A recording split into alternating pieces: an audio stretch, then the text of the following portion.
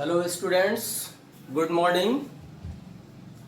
और आज reproduction in organism का फोर्थ पीरियड, चौथा क्लास। पिछले 3 क्लास में हम लोग रिप्रोडक्शन का डेफिनेशन, उसका टाइप्स के अलावे हम लोग जो भी रिप्रोडक्शन को पढ़े हैं उसका कैरेक्टरिस्टिक फीचर्स, ये सब हम लोग पढ़ चुके हैं। एसेक्सुअल का सारा टाइप खत्म हो चुका है। आज से हम लोग सेक्सुअल रिप्रोडक्शन इन ऑर्गेनिजम्स को हम लोग डिस्कस करेंगे। But one thing I have to say कि आप लोगों से हमको बहुत शिकायत है। तीनों पीरियड में कोई भी स्टूडेंट एक आध दो को छोड़कर या 4-5 को छोड़कर nobody is asking any question from any sector। ये दुखद बात है। इसका मतलब कि आप लोग केवल वीडियो सुन रहे हैं और फिर जाके बैठ जा रहे हैं, तो ऐसा नहीं होना चाहिए। मैं बार बार बोल रहा हूं कि एनसीईआरटी का किताब एकदम लीजिए, सारा किताब एकदम लाइन बाय लाइन पढ़िए, और जो बोल्ड लेटर से लिखा हुआ है अक्षर, उस पर थोड़ा सा ज्यादा इम्फेसाइज्ड होइए, उसको थोड़ा सा डिफाइन कीजिए अपने से भी, अपने लैंग्वेज में भी, और तब आपको समझ में आएगा कि एक एक लाइन एनसीईआरटी का एक एक क्वेश्चन है जो मेडिकल के लिए और पैरामेडिकल के लिए जरूरी है। इसलिए मैं फिर आपको रिक्वेस्ट कर रहा हूं कि आप क्वेश्चन राइज करने का कोशिश कीजिए। व्हाट्सएप पर कीजिए या डायरेक्ट कॉल करके कीजिए। याद रखिएगा इस चीज को, जितना क्वेश्चन राइज कीजिएगा कॉन्सेप्ट उतना ही क्लियर होगा। एक तो ऐसे ही ऑनलाइन क्लास है, कंफ्यूजन तो रहेगा ही रहेगा। डायरेक्ट तो क्लास वाला चल नहीं रहा है इस समय। तो फिर मैं आपसे आज इस आशा के साथ इस पीरियड को स्टार्ट कर रहा हूं कि आप क्वेश्चन राइज कीजिएगा। ठीक, तो हम लोग स्टार्ट करें सेक्सुअल रिप्रोडक्शन इन ऑर्गेनिजम्स। तो हेडिंग दे दीजिए सेक्सुअल रिप्रोडक्शन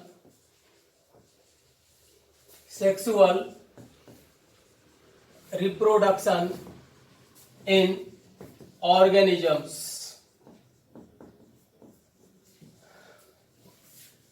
हिंदी वाले बच्चे क्या करेंगे कि हिंदी में भी अपना लिख लेंगे। इसको हम लोग क्या कहते हैं? लैंगिक जनन। एक वर्ड बार बार आ रहा है जिसका नाम है ऑर्गेनिज्म। हालांकि अब कंफ्यूजन नहीं होना चाहिए आपको। ये जो ऑर्गेनिज्म वर्ड है, ये कंबाइंड वर्ड है जो प्लांट्स और एनिमल्स दोनों के लिए कंबाइंड रूप से क्या होता है, इस्तेमाल होता है। अगर हम लोग इसको अलग अलग डिफरेंशिएट करना चाहेंगे तो प्लांट ऑर्गेनिज्म बोलेंगे तो केवल प्लांट यानी कि पौधा, एनिमल ऑर्गेनिज्म बोलेंगे तो केवल एनिमल यानी कि प्राणी। लेकिन अगर हम ऑर्गेनिज्म वर्ड का इस्तेमाल करते हैं कलेक्टिव फॉर्म में, इसका मतलब कि पौधा और प्राणी यानी कि प्लांट्स और एनिमल्स दोनों। इसलिए दिमाग में इस बात को रखिएगा कि ऑर्गेनिज्म अगर हम बोलेंगे तो इसका मतलब हुआ प्लांट और एनिमल दोनों। ठीक, अब देखिए इस सेक्सुअल रिप्रोडक्शन का हम लोग कैरेक्टरिस्टिक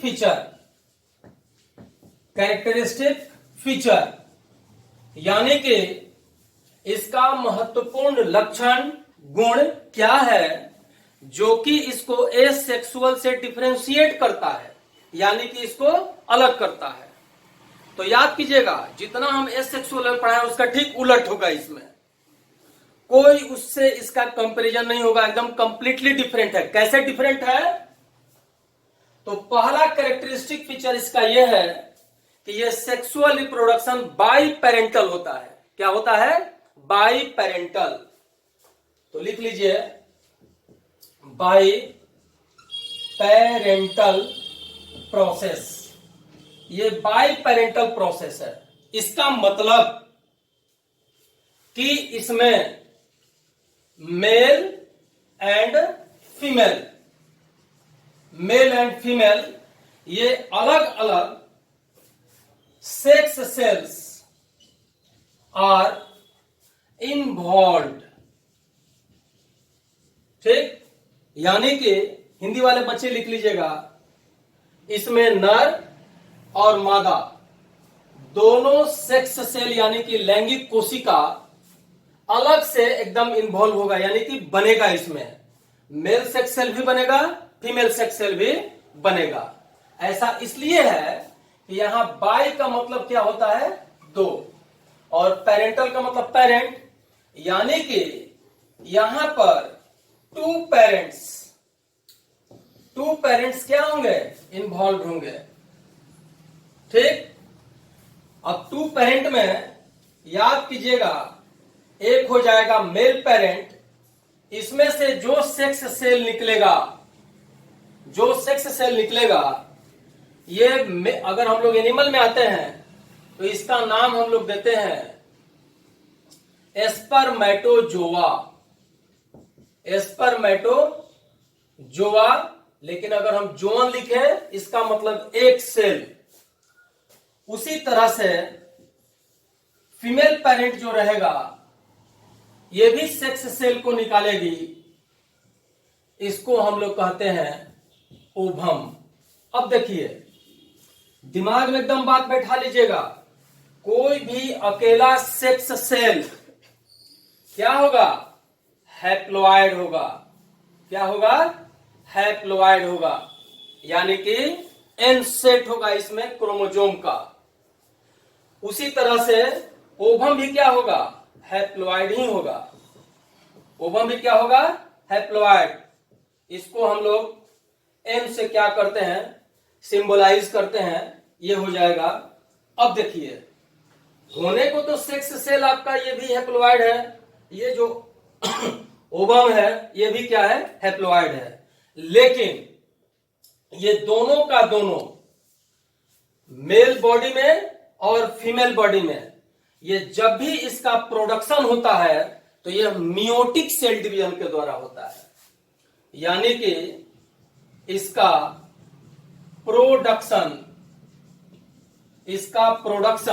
फाइनल प्रोडक्शन याद रखिएगा एकदम, इसका फाइनल प्रोडक्शन कैसे होगा, मियोसिस सेल डिवीजन के द्वारा, मियोसिस सेल डिवीजन के द्वारा। अब देखिए यहां से थोड़ा जटिलता बढ़ेगा पढ़ाई का, इसलिए ध्यान दीजिएगा। यानी कि प्रोड्यूस्ड बाय, इंग्लिश वाले बच्चे लिख लीजिएगा, produced by meiotic cell division.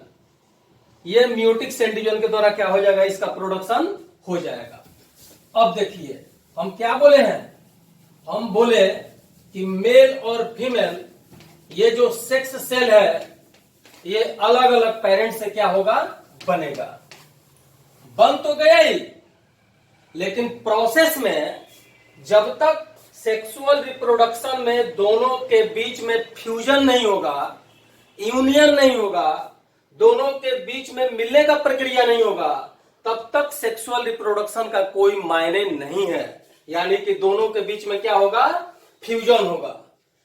तो नेक्स्ट इसका जो स्टेप हुआ वो क्या हो गया, ये फ्यूजन हो गया। यानी कि मेल सेक्स सेल प्लस किसके साथ फ्यूज करेगा, फीमेल सेक्स सेल के साथ, फीमेल सेक्स सेल के साथ क्या हो गया, फ्यूज कर गया। अब दोनों सेल जब आपस में फ्यूज कर जाएगा तो इसका रिजल्टेंट क्या बनता है, याद कीजिए, ये क्या था, हैप्लॉइड है, ये भी क्या है, हैप्लॉइड है, यानी कि मेल भी हैप्लॉइड, फीमेल भी हैप्लॉइड। तो ये दोनों का दोनों, ये भी एन, ये भी एन, ये दोनों फ्यूज करके क्या बन गया, डिप्लॉइड। और इसको हम लोग क्या कहते हैं, जाइगोट, यानी कि 2n, ये क्या बन गया, जाइगोट। अब देखिए ये जो मियोसिस प्रक्रिया चला था, इसके मियोसिस प्रक्रिया के कंप्लीट होने के बाद इस सेक्स सेल के अंदर स्पर्म और ओवम ये दोनों का निर्माण हुआ। लेकिन जब अब जाइगोट बन जाएगा तो जाइगोट बनने के बाद आगे का जब सेक्सुअल रिप्रोडक्शन का प्रोसेस चलेगा, जब जाइगोट बन गया, अब इस जाइगोट में क्या होगा, डिवीजन होगा। दिमाग में बैठा लीजिएगा, यहां पर होने वाला डिवीजन क्या होगा? माइटोसिस। लेकिन जिस प्रोसेस के द्वारा नर और मादा बना था उसको क्या था? मियोसिस। यानी कि इसका जो फाइनल डेवलपमेंट है, फाइनल डेवलपमेंट जो है, इस फाइनल डेवलपमेंट में जब माइटोसिस का प्रक्रिया जाइगोट में होते जाएगा होते जाएगा होते जाएगा, तो लास्ट में क्या बन जाएगा? एम्ब्रियो। इसको हम लोग हिंदी में क्या कहते हैं? भ्रूण। अब देखिए, अब आपसे कोई भी आदमी पूछेगा कि अब जब एम्ब्रियो बन जाएगा तो इसके बाद क्या होगा? जब एम्ब्रियो का टोटल प्रोसेस कंप्लीट हो गया तो अब डिफरेंट टाइप्स के ऑर्गन्स का फॉर्मेशन होगा। ऑर्गन के निर्माण की प्रक्रिया को हम लोग क्या कहते हैं? ऑर्गेनोजेनेसिस। तब इसके बाद क्या होगा? ऑर्गेनोजेनेसिस। अब देखिए, सिस का मतलब प्रोसेस, ऑर्गन का मतलब अंग, यानी कि अंगों का निर्माण। ठीक, अंग्रेजी वाले बच्चे लिख लीजिए, formation of organs. Formation of organs. अलग अलग प्लांट में, अलग अलग एनिमल में ये प्रक्रिया अलग अलग चलेगा, क्योंकि मैं पहले भी बोल चुका हूं कि पूरे यूनिवर्स में बहुत ज्यादा डाइवर्सिटी है, और डाइवर्सिटी का होना भी जरूरी है क्योंकि इवोल्यूशन में ये सब मदद करता है। तो ये जब ऑर्गेनोजेनेसिस का प्रक्रिया हो जाएगा, मान लीजिए कि कोई छोटा एनिमल है, कोई बड़ा एनिमल है, कोई छोटा प्लांट है, कोई बड़ा प्लांट है, जब ये सारा प्रक्रिया हो जाएगा तो अगर एनिमल में अगर ये पूरा प्रोसेस चला है तो एनिमल ऑर्गेनिज्म बन जाएगा, प्लांट में चला है तो प्लांट ऑर्गेनिज्म बन जाएगा। यानी कि फाइनल फॉर्मेशन जो होगा, फाइनल फॉर्मेशन जो होगा वो अब हो जाएगा किसका? ऑर्गेनिज्म का। ऑर्गेनिज्म का। अब ये ऑर्गेनिज्म का निर्माण हो गया। अब देखिए, एक सबसे बड़ा बात, उतारते चलिएगा, वीडियो को पॉज करके फटाफट थोड़ा उतार लीजिएगा, बाद में इसको ध्यान से सब सुनिएगा। अब देखिए, क्योंकि इसमें सेक्सुअल रिप्रोडक्शन में हम बोले थे कि ये बाई पेरेंटल है, यानी कि अलग अलग पेरेंट इसमें आएगा, तो अब इसमें जब पेरेंट अलग अलग आएगा तो इसमें जीनोम भी अलग अलग आएगा। जीनोम का मतलब होता है सेट ऑफ जीन, जीन का सेट। सपोज कीजिए कि हम लोग जैसे आदमी बन रहे हैं तो मदर का जीनोम अलग है, फादर का जीनोम अलग है। उसी तरह से कोई प्लांट में लीजिएगा तो पोलन ग्रेन का जीनोम अलग होगा, इधर आप आ जाइएगा तो ओवरी के अंदर ओव्यूल जो होता है उसका जीनोम क्या होगा? अलग होगा। तो ये because two different parents are involve, तो इन्वॉल्व हो गया तो क्या होगा? इसमें जीनोम भी डिफरेंट, जीनोम भी क्या हो जाएगा? डिफरेंट। जीनोम हम लोग सेट ऑफ जीन। हिंदी वाले बच्चे लिख लीजिए, क्योंकि इसमें दो अलग अलग पेरेंट इन्वॉल्व रहते हैं, इसलिए इनमें जीनोम भी अलग अलग होता है। अब देखिए, जब जीनोम अलग हो गया तो मैं बार बार बोल रहा हूं कि सेक्सुअल रिप्रोडक्शन में जो भी ऑर्गेनिज्म का फॉर्मेशन होगा वह डिफरेंट ऑर्गेनिज्म का होगा।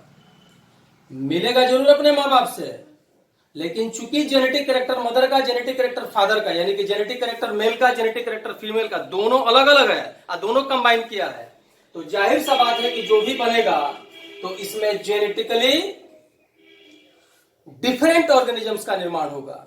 याद कीजिए, एसेक्सुअल में जेनेटिकली आइडेंटिकल होता था, इसमें जेनेटिकली क्या होगा? डिफरेंट होगा। तो लिख लो, in this type,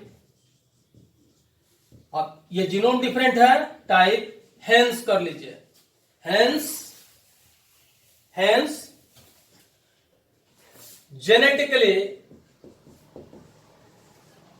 genetically different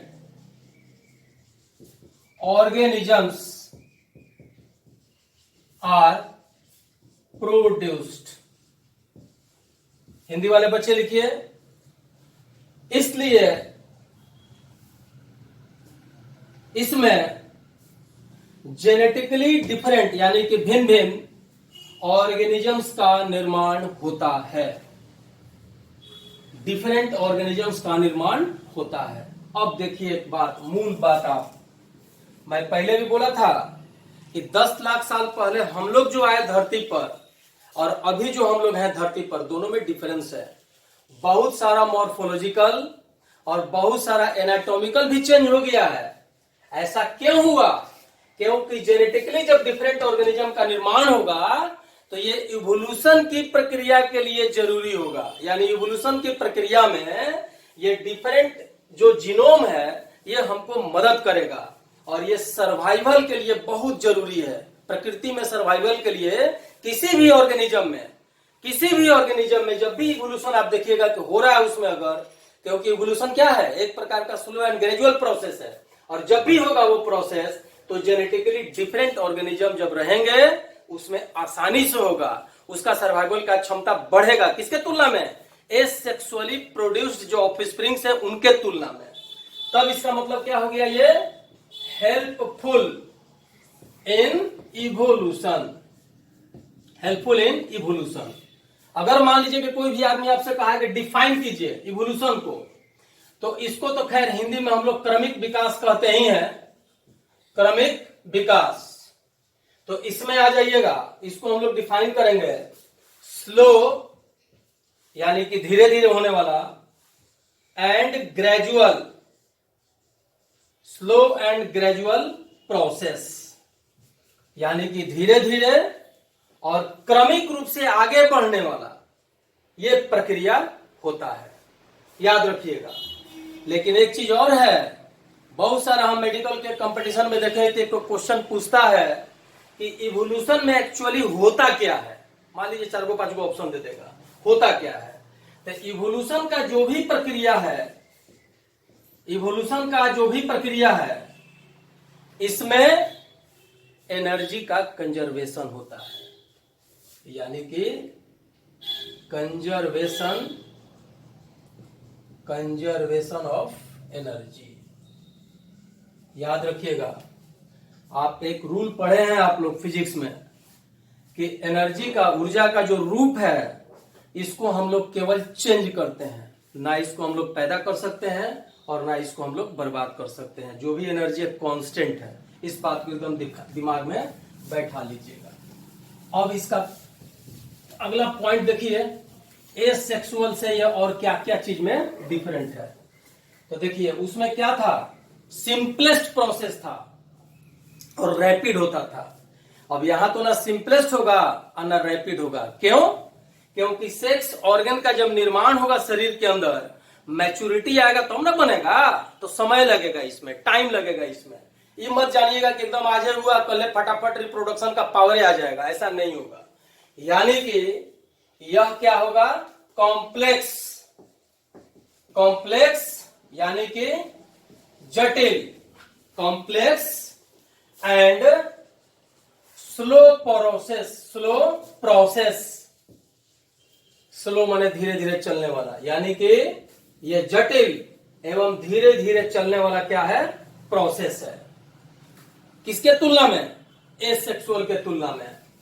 और याद रखिएगा, एसेक्सुअल में हम ज्यादातर एग्जाम्पल आपको मोनेरा और प्रोटिस्टा दिए थे, यानी कि प्रकृति में मिलने वाला तुलनात्मक रूप से कम विकसित ऑर्गेनिज्म।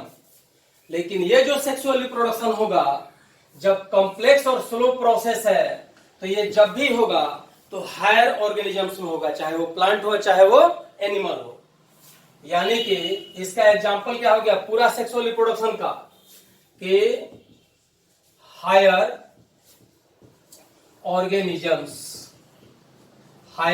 ऑर्गेनिजम्स में ये क्या हो गया, प्रक्रिया चल गया। अब तुम लोग ये बात समझो कि ये तो हमारा कंपैरेटिव स्टडी हो गया सेक्सुअल का और एसेक्सुअल का। अब सबसे बड़ा बात क्या है कि सेक्सुअल पावर कब आएगा और लाइफ में सेक्सुअल पावर आने के बाद क्या होगा, तो पूरा का पूरा जब फर्टिलाइज ये रिप्रोडक्शन का हम लोग पढ़ेंगे तो इन सब को हम लोग 3 स्टेज में बांटेंगे और कैसे बटाएगा ये अभी आप देखिए।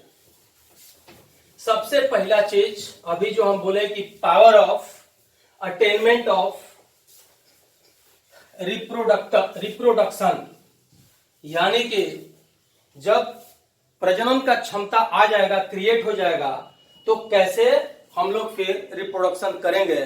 लेकिन इसके पहले हम लोग इसके थोड़ा सा स्टेज को देखें। एनसीईआरटी की किताब में एक वर्ड इस्तेमाल किया है जिसका नाम है juvenile phase. Juvenile phase, juvenile phase. अब समझिए बात को। कोई भी बच्चा जन्म लिया, मान लीजिए कि आज इसका क्या हो गया, बर्थ हो गया, जन्म हो गया। किसी का लाइफ स्पैन सपोज कीजिए कि 2 साल का है, किसी का लाइफ स्पैन 20 साल का है, किसी का 50 साल का, किसी का 150 साल का। जन्म के बाद जब उसका डेवलपमेंट होगा, जब उसका विकास होने लगेगा, तो एक समय आएगा जिसको हम लोग कहते हैं मैच्योरिटी स्टेज, परिपक्वता वाला अवस्था आ गया। यहां परिपक्वता से क्या मतलब है कि पावर ऑफ रिप्रोडक्शन आ गया, यानी कि सेक्स सेल के फॉर्मेशन का पावर इसमें आ गया। तब इसको लिखेंगे हम लोग क्या, सेक्स ऑर्गेन्स आर फॉर्म्ड, यानी कि हिंदी वाले बच्चे लिख लीजिएगा, लैंगिक अंगों का विकास एवं परिपक्वता, विकास एवं परिपक्वता। ये तो मान लीजिए कि जब ये आ गया, अब जन्म हो गया, अब परिपक्वता आया, तब फिर जुवेनाइल कहेंगे किसको, यानी कि जन्म वाले काल से लेकर मैच्योरिटी वाले स्टेज आने के पहले तक, यानी कभी सेक्स ऑर्गन नहीं बनेगा, केवल हम सियाना हुए, थोड़ा सा सियाना हुए, पूरा कंप्लीटली नहीं हुई है, इसको हम लोग कह देते हैं रिप्रोडक्टिव स्टेज, और इसको कहते हैं मैच्योरिटी स्टेज, यानी कि period between after death and before maturity stage. इसी को हम लोग क्या कहते हैं, जुवेनाइल फेज। इस जुवेनाइल फेज को हम लोग वेजिटेटिव फेज के नाम से भी जान सकते हैं। जुवेनाइल फेज को वेजिटेटिव फेज, और याद कीजिए वेजिटेटिव फेज को हम लोग वर्धी फेज बोले थे, माने हाथ गोड़ पैर पीठ ये सब बनेगा, धीरे धीरे हम लोग मैच्योर होंगे। तो इन दोनों के ये जो बीच का पीरियड है, इसी को हम लोग क्या कहते हैं, जुवेनाइल पीरियड। ठीक है, यानी कि बिफोर, यानी कि बिफोर, इसके पहले, मैच्योरिटी स्टेज आने के पहले। क्लियर। अब आगे पढ़िए, इसको हम लोग क्या लिखे थे, वेजिटेटिव को वर्धी अवस्था। अब हम लोग ये देखेंगे कि सेक्सुअल रिप्रोडक्शन का कौन कौन सा स्टेज है या कौन कौन सा इसका घटना है, इवेंट्स है। तो पूरे के पूरे सेक्सुअल रिप्रोडक्शन के स्टेज को हम लोग 3 भाग में बांटते हैं, याद रखिएगा। यानी कि अगला आप हेडिंग मार दीजिएगा, स्टेजेज या इवेंट्स इन या ड्यूरिंग, इन या during sexual reproduction, during sexual reproduction. Hindi में लिख लीजिएगा, लैंगिक जनन के क्रम में या लैंगिक जनन में आने वाले विभिन्न अवस्था, आने वाले विभिन्न अवस्था। देखिए इसको कितने अवस्थाओं में बांटते हैं हम लोग, 3 स्टेजेज, 3 स्टेजेज, 3 अवस्था में ये बटा गया। कुछ नहीं है, अलग अलग किताब में अलग अलग तरह से डिफाइन किया है, लेकिन इसको समझते चलिएगा तो एकदम क्लियर हो जाएगा। जैसे इसका स्टेज या इवेंट नंबर 1 है हम बोले निषेचन के पहले, निषेचन और निषेचन के बाद, यानी कि बिफोर फर्टिलाइजेशन यानी कि प्री फर्टिलाइजेशन, नेक्स्ट स्टेप हो जाएगा या नेक्स्ट स्टेज हो जाएगा फर्टिलाइजेशन, और इसके बाद हो जाएगा post fertilisation.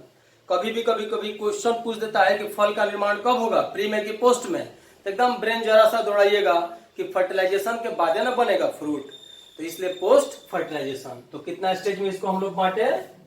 Stage number 1 pre fertilisation.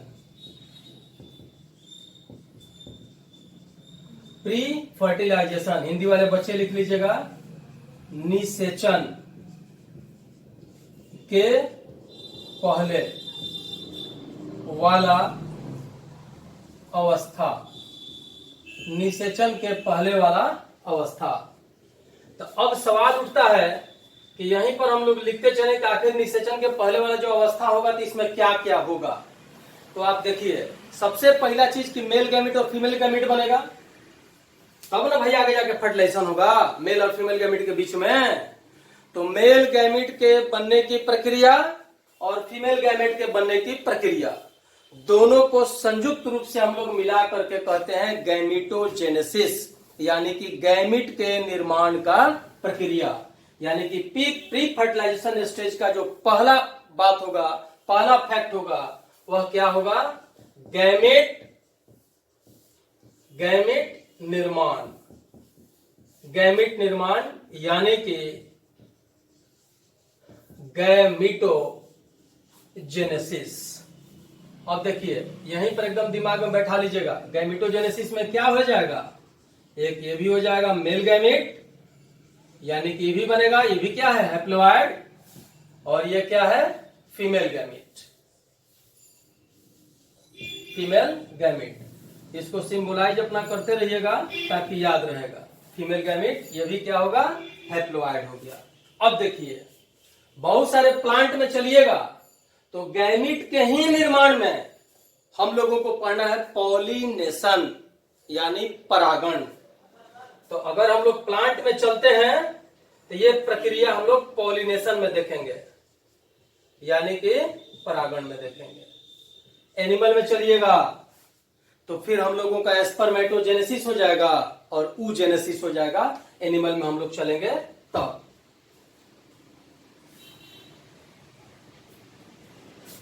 ठीक, तो अब देखिए तो यहीं पर लिख लीजिए, मेल गैमेट का जब फॉर्मेशन होगा यानी कि निर्माण हो जाएगा, एक प्रोसेस यहां पर ये हो जाएगा, और दूसरा प्रोसेस लिखिएगा फीमेल गैमेट का निर्माण, जिसमें इसको हम लोग क्या कहेंगे? फीमेल गैमेट का निर्माण। तो ये हो जाएगा मेल में स्पर्मेटोजेनेसिस। स्पर्मेटोजेनेसिस यानी कि स्पर्म, शुक्राणु, और ये हो जाएगा ooजेनेसिस यानी कि ओवम। हिंदी वाले बच्चे लिखिएगा, इसमें स्पर्म बनने की प्रक्रिया को स्पर्मेटोजेनेसिस एवं ओवम बनने की प्रक्रिया को, यानी कि फीमेल सेक्स सेल बनने की प्रक्रिया को ooजेनेसिस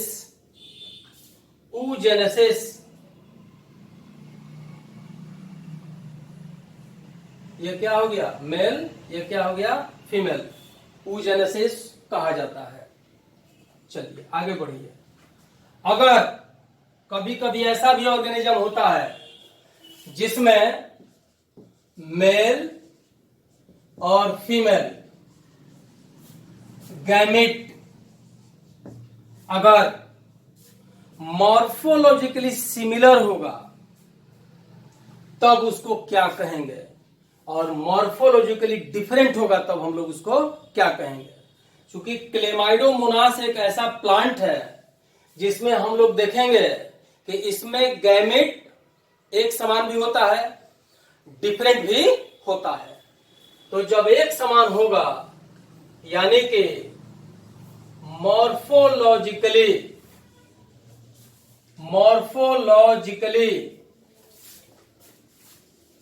सॉरी सिमिलर अगर होगा यानी एक समान होगा तब इसको हम लोग क्या कहेंगे, आइसोगैमिट। और अगर मान लीजिए मेल और फीमेल गैमिट मॉर्फोलॉजिकली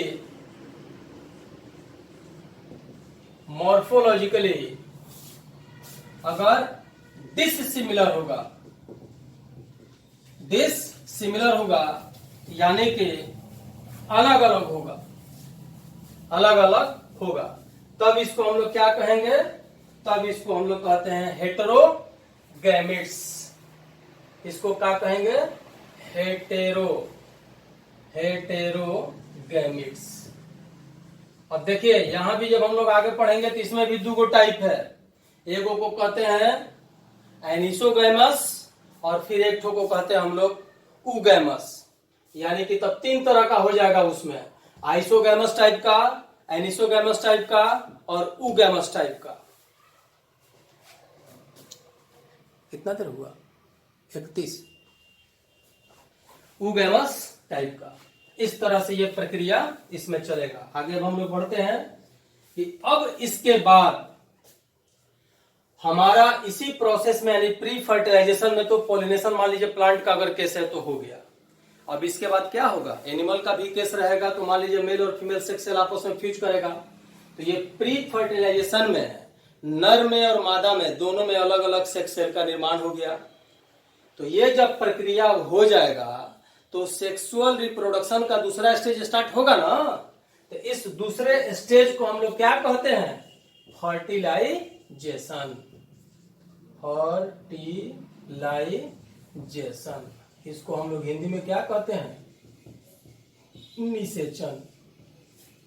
अब देखिए नर और मादा ये आपस में क्या हो गया, फ्यूज होगा।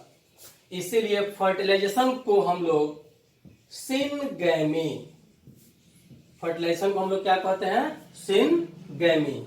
इसका मतलब कि मेल एंड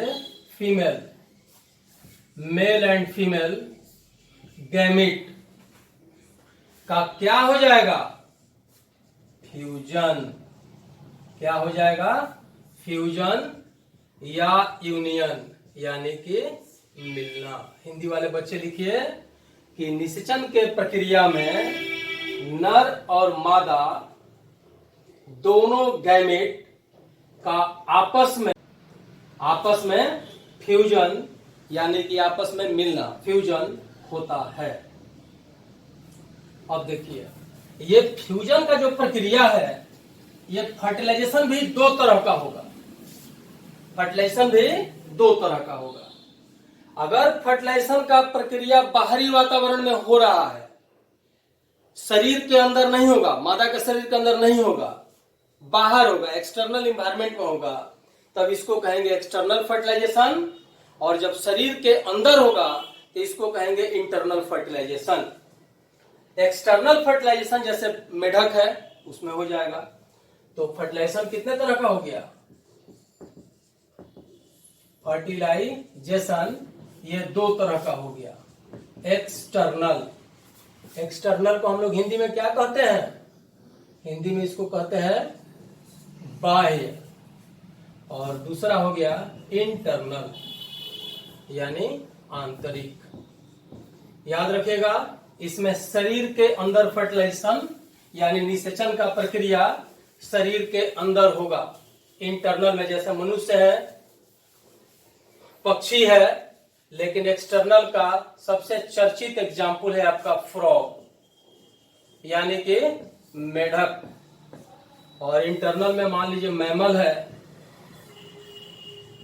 बर्ड्स हैं, बहुत सारा एनिमल है इसमें, लेकिन हम लोग ग्रुप में यही बात हम लोग लिख लें। अब देखिए ये तो हम लोगों का दूसरा था। अब तीसरा हम लोगों का चलेगा पोस्ट फर्टिलाइजेशन यानी कि पश्च निषेचन, माने निषेचन अब हो गया। अब इसके बाद का क्या प्रक्रिया होगा, तो अब याद कीजिए, अगर ये मेल और ये फीमेल आपस में फ्यूज कर गया, यानी कि निषेचन हो गया, तो इसके बाद है ना पोस्ट आ रहा है, तो इन दोनों के बाद जो भी बनता है वो क्या बनता है, जाइगोट। यही जाइगोट हम लोगों का क्या है, 2n है, जो हम सबसे पहले बोले हैं कि मेल और फीमेल आपस में फ्यूज करेगा तब जाइगोट का फॉर्मेशन होगा। और ये जाइगोट जब भी होगा तो क्या होगा, डिप्लॉयड। ये क्या होगा, डिप्लॉयड। और इसीलिए इसको हम लोग क्या लिखे, 2n। और ये जब जाइगोट हो जाएगा, अगर कंडीशन सब कुछ ठीक ठाक है, सारा न्यूट्रिशन मिल रहा है जाइगोट को, तो लास्ट में ये क्या बन जाएगा, इम्ब्रियो, यानी कि भ्रूण। ये भ्रूण बन जाएगा। और इम्ब्रियो के बनने की प्रक्रिया को क्या कहते हैं, इम्ब्रियोजेनेसिस, यानी वैसी प्रक्रिया जिसमें इम्ब्रियो का निर्माण होता है उसको हम लोग इम्ब्रियोजेनेसिस कहते हैं। तो यहां पर कर लो, ये इम्ब्रियो के बनने की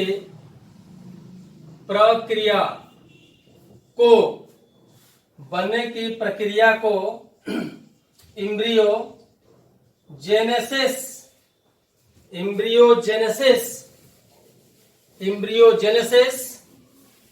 कहा जाता है। इम्ब्रियोजेनेसिस कहा जाता है, लिखिए, कहा जाता है। अंग्रेजी वाले बच्चे यहां पर लिख लीजिएगा, इम्ब्रियो बराबर process of formation of embryo. Process of formation of embryo is known as embryogenesis. Formation of embryo is known as embryogenesis. Known as embryogenesis. Embryogenesis.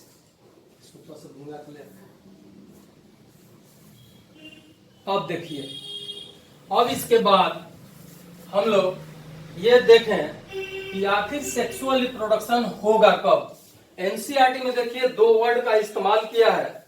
2 word में एक है वर्ड ओस्ट्रस साइकिल और एक है मेंस्ट्रुअल साइकिल। ओस्ट्रस और menstrual. तो हम लोग हेडिंग मारे, फिर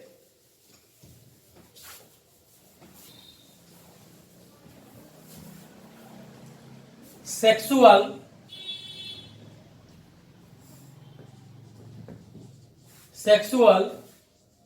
पीरियड। सेक्सुअल पीरियड जो है, इसी में 2 चीज दिया हुआ है आपका, ओस्ट्रस और मेंस्ट्रुअल। तो इस सेक्सुअल पीरियड को हम लोग ब्रीडिंग पीरियड, यानी कि रिप्रोडक्टिव पीरियड, इसी सीजन में क्या होगा, रिप्रोडक्शन होगा। तो इसको हम लोग क्या कहते हैं, ब्रीडिंग पीरियड, है ना, यानी कि प्रजनन काल। तो देखिए, ये जो प्रजनन काल वाला एनिमल है, ये 2 तरह का होता है। एक जो एनिमल है जो सालों भर रिप्रोडक्शन करेगा, और एक एनिमल होगा जो केवल सीजन के हिसाब से रिप्रोडक्शन करेगा। यानी कि एक जो होगा वो क्या होगा, सीजनल होगा, और एक कंटिन्यूअस होगा। याद रखिएगा, कोई जरूरी नहीं है कि सारा एनिमल सालों भर रिप्रोडक्शन करे, ये कोई जरूरी नहीं है। तो जो सीजन के हिसाब से करेगा, इसको कहेंगे हम लोग सीजनल। इसको क्या कहेंगे हम लोग, सीजनल। लो ये नहीं रहा है।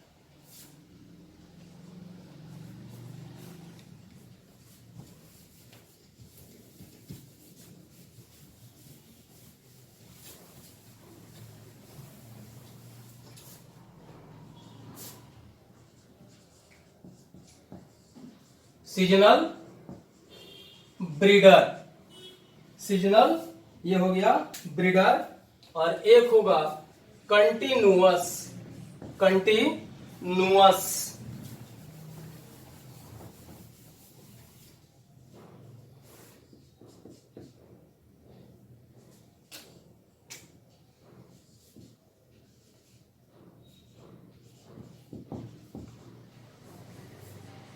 कंटिन्यूअस लिख लीजिए, थोड़ा सा दिक्कत लग रहा है कि इसमें CIU में CONTINUOUS, कंटिन्यूअस ब्रीडर। इसको हम लोग क्या कहते हैं? Continuous breeder, continuous breeder.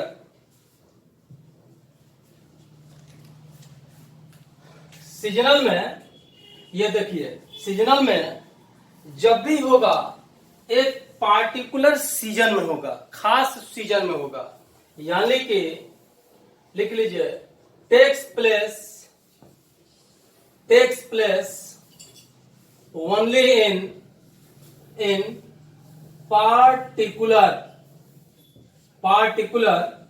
Season, only in particular season. Hindi वाले बच्चे लिख लीजिएगा कि यह प्रजनन एक खास समय अवधि में ही होगा। सालों भर चाहिएगा कि होता रहे तो नहीं होगा, क्योंकि इसी खास सीजन में उन लोगों का सेक्स ऑर्गन का मैचुरेशन होता है। जैसे बरसात में देखिएगा बहुत सारा मेढक टर टर टर टर करने लगता है, क्रोकिंग करने लगता है। और ये भी दिमाग में बैठा लीजिएगा, क्वेश्चन अगर पूछेगा कि नर और मादा मेढक में कौन क्रोकिंग करता है, टर टर करता है, तो मादा मेढक ही, ये नर मेढक ही टर्टर करता है, मादा मेढक टर्टर नहीं करता है। नर टर्टर करके मादा को बुलाता है रिप्रोडक्शन के लिए, क्योंकि इसमें रिप्रोडक्शन का प्रक्रिया क्या है? फर्टिलाइजेशन एक्सटर्नल है। तो यहाँ पर पार्टिकुलर सीजन में होगा, जैसे एग्जांपल आपका ये हो गया फ्रॉग, यानी कि मेढक। और ये कंटिन्यूअस जो ब्रीडर है, ये कंटिन्यूअस जो ब्रीडर है, ये कंटिन्यूअस ब्रीडर वाले सालों भर, यानी कि थ्रू आउट होल ईयर, यानी कि रिप्रोडक्शन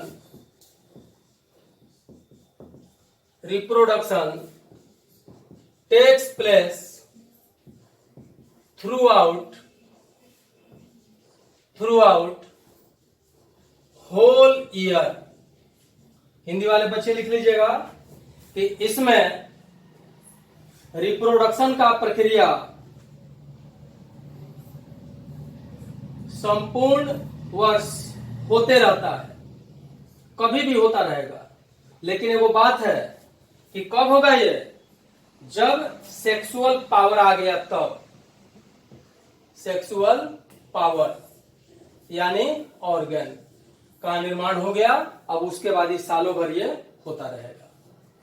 ठीक, अब देखिए यही कंटिन्यूअस ब्रीडर वाले जो एनिमल हैं, आप हिंदी वाला बच्चा लिख लो कि वैसा प्रजनन जो लैंगिक क्षमता आने के बाद, किसी लैंगिक क्षमता आने के बाद ऑर्गेनिज्म में सालों भर होते रहता है, उसे कंटिन्यूअस ब्रीडर कहा जाता है, कंटिन्यूअस ब्रीडर कहा जाता है। अब देखिए ये जो कंटिन्यूअस ब्रीडर वाले हैं, तो यहीं पर ये दो तरह के साइकिल को दर्शाते हैं, याद रखिएगा। दो तरह का साइकिल क्या दर्शाएगा? एक होता है ओस्ट्रस साइकिल, और दूसरा जो साइकिल है इसको कहते हैं menstrual, MENSTRUAL, menstrual cycle. Oestrus cycle और दूसरा का क्या हो गया? Menstrual cycle. अब देखिए आप दिमाग में बैठाइएगा कि ओस्ट्रस साइकिल किसमें होगा और मेंस्ट्रुअल किसमें होगा। तो पहला इसमें लिख लीजिए ओस्ट्रस। ओस्ट्रस वाला जो है वो कहां पर होगा? Cyclic changes